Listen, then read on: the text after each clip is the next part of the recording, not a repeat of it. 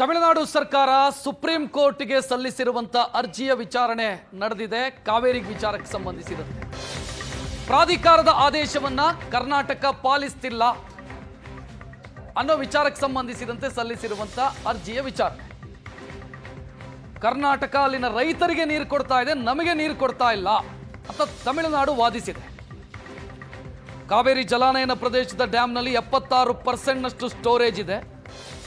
ಆದರೆ ತಮಿಳುನಾಡು ಹೇಳ್ತಾ ಇರೋದು ನಮಗೆ 14 TMC ಮಾತ್ರ ಬಿಟ್ಟಿದ್ದಾರೆ ನೀರು, ಇನ್ನೂ 20 TMC ಪೆಂಡಿಂಗ್ ಇದೆ ಅಂತ ತಮಿಳುನಾಡು ವಾದ ಮಂಡಿಸ್ತಾ ಇದೆ.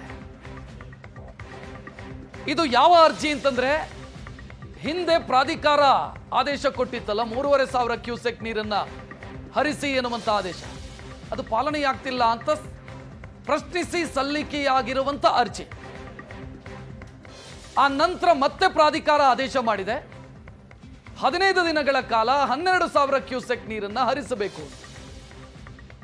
ಸೊ ಈಗ ತಮಿಳುನಾಡು ಹೇಳ್ತಾ ಇರೋದು, ಕರ್ನಾಟಕ ವ್ಯಾಪಕವಾಗಿ ಮಳೆಯಾದರೂ ಕೂಡ ನಮ್ಮ ಪಾಲಿಗೆ ಬರಬೇಕಾದಂತ ನೀರನ್ನ ರಿಲೀಸ್ ಮಾಡಿಲ್ಲ.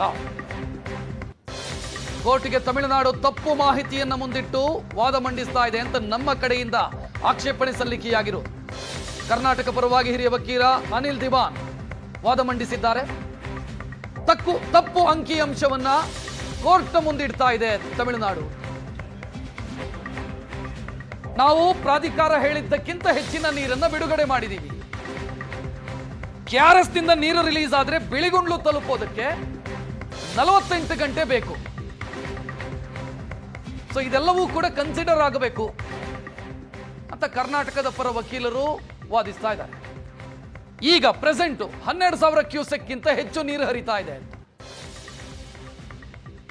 ಕಬಿನಿ ಮತ್ತು KRS ನಿಂದ 3,000 ಕ್ಯೂಸೆಕ್, ಕಬಿನಿಯಿಂದ ಸುಮಾರು 16,700 ಕ್ಯೂಸೆಕ್, ಕ್ಷಮಿಸಿ 13,700 ಕ್ಯೂಸೆಕ್ ಇಷ್ಟು ನೀರು ಇವತ್ತು ರಿಲೀಸ್ ಆಗ್ತಾ ಇದೆ. ಮೊನ್ನೆಯಿಂದ ನೀರು ರಿಲೀಸ್ ಮಾಡ್ತಾ ಇದ್ದಾರೆ, ಹೆಚ್ಚು ಮಾಡ್ತಾ ಇದ್ದಾರೆ. ಇದನ್ನ ಕೋರ್ಟ್ ಗಮನಕ್ಕೆ ತಂದಿದೆ ಕರ್ನಾಟಕ. ಅವರು ಹೇಳಿದ್ದಕ್ಕಿಂತ ಜಾಸ್ತಿ ನೀರು ರಿಲೀಸ್ ಆಗ್ತಿದೆ ಅಂತ.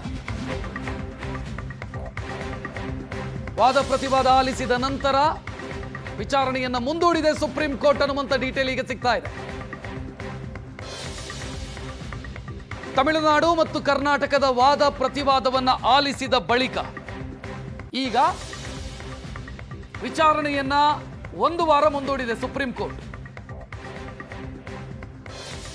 ಸುಪ್ರೀಂ ಕೋರ್ಟ್ ಪ್ರಶ್ನಿಸಿದೆ, ಪ್ರಾಧಿಕಾರ ಹೇಳಿದ್ದಕ್ಕಿಂತಲೂ ಹೆಚ್ಚಿನ ನೀರು ಬಿಟ್ಟರೂ ಕೂಡ ನಿಮ್ದೇನ್ರಿ ತಕರಾರು ಅಂತ ತಮಿಳುನಾಡನ್ನು ಪ್ರಶ್ನಿಸಿದೆ.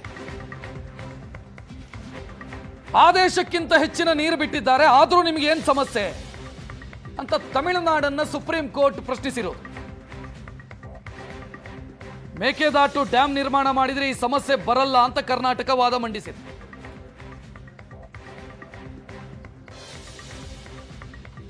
ಕೊನೆಗೆ ಈಗ ಸುಪ್ರೀಂ ಕೋರ್ಟ್ ಕೊಟ್ಟಿರುವಂತ ಸೂಚನೆ, ಪ್ರಾಧಿಕಾರದ ಆದೇಶವನ್ನ ಪಾಲಿಸಿ ಅಂತ.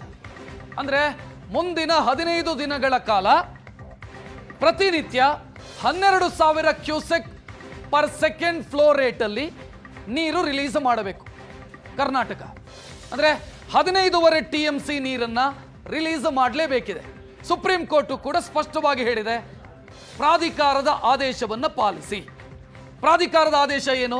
ನಾನು ಈಗಾಗಲೇ ಹೇಳಿದೆ, 15 ದಿನಗಳ ಕಾಲ 12,000 ಕ್ಯೂಸೆಕ್ ನೀರನ್ನ ರಿಲೀಸ್ ಮಾಡಬೇಕು. ಆ ರೀತಿ ರಿಲೀಸ್ ಮಾಡಿದ್ರೆ ಕರ್ನಾಟಕ 15.5 TMC ಯಷ್ಟು ನೀರನ್ನ ತಮಿಳುನಾಡಿಗೆ ರಿಲೀಸ್ ಮಾಡಬೇಕಿದೆ. ಈಗ ಅಟ್ ಪ್ರೆಸೆಂಟ್ ರಿಲೀಸ್ ಆಗ್ತಾ ಇದೆ ಆ ಪ್ರಮಾಣದ ನೀರು. 16,000 ಕ್ಯೂಸೆಕ್ನಷ್ಟು ನೀರು ಇವತ್ತು ರಿಲೀಸ್ ಆಗ್ತಾ ಇರೋದು 2 ಡ್ಯಾಮ್ನಿಂದ, ನಮ್ಮ ಕಬಿನಿ ಮತ್ತು KRS ನಿಂದ ಅಟ್ ಪ್ರೆಸೆಂಟ್ ರಿಲೀಸ್ ಆಗ್ತಾ ಇದೆ. KRS ಮತ್ತು ಕಬಿನಿಯಿಂದ ನೀರು ರಿಲೀಸ್ ಆದರೆ ಬಿಳಿಗುಂಡ್ಲು ರೀಚ್ ಆಗೋದಕ್ಕೆ ಟೈಮು ಹಿಡಿಯುತ್ತೆ ಮತ್ತು ಫ್ಲೋ ರೇಟ್ ಕಡಿಮೆನೂ ಆಗುತ್ತೆ.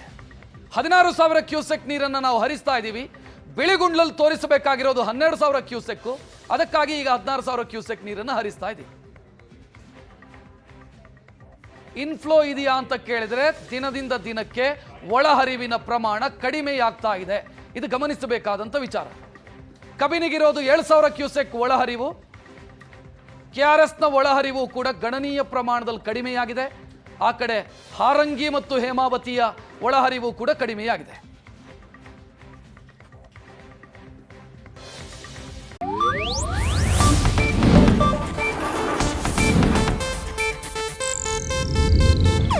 ಇದು ಏಷ್ಯಾನೆಟ್ ನ್ಯೂಸ್ ನೆಟ್ವರ್ಕ್ ಪ್ರಸ್ತುತಿ.